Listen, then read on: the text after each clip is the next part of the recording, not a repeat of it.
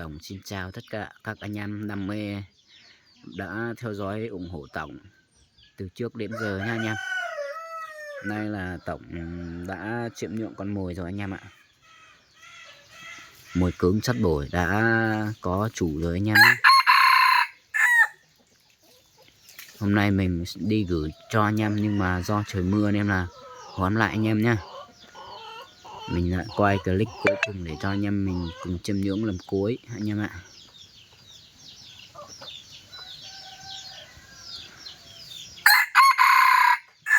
Chúc anh em xem video vui vẻ nhá. Và cũng xin chân thành cảm ơn tất cả các anh em đã luôn theo dõi và ủng hộ Tổng trong suốt thời gian qua nhé. Chúc anh em năm mới bắt thật nhiều bổi và nhiều sức khỏe nhé anh em.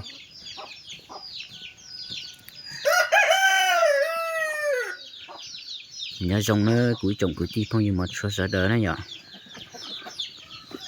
Lúc nào chỉ xa một tổ cái thay cho cái sai kia rộng cơ nó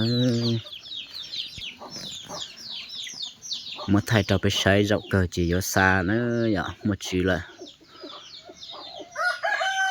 nhớ xa một trò cái tim mong nhớ một trâu nó nhỏ. Từ tin nào là giờ từ bờ nó giờ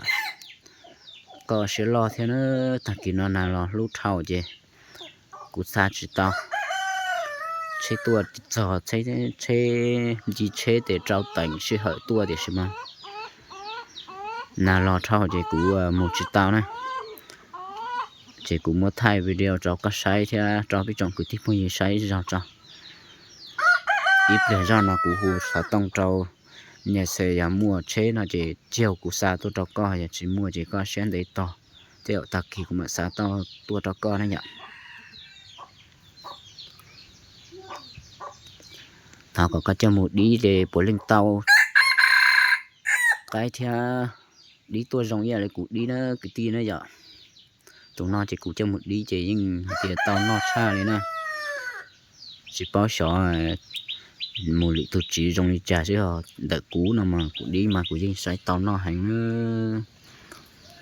nằm mò cụ nhiều khoa một đi tàu họ tù theo này giờ.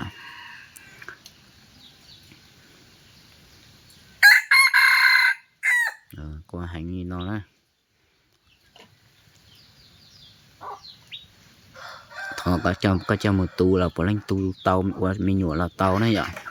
cho một đi tàu phá là bỏ lên tàu cái và mình nhổ là tàu lì xong cầm cú phái trọc cái sẽ đợi tàu đi nữa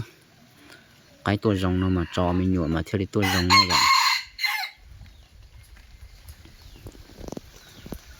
cái sinh chỉ đi nó sẽ nó lì rau với Maria trọc á dành theo cái trọc cái sai kê này vậy.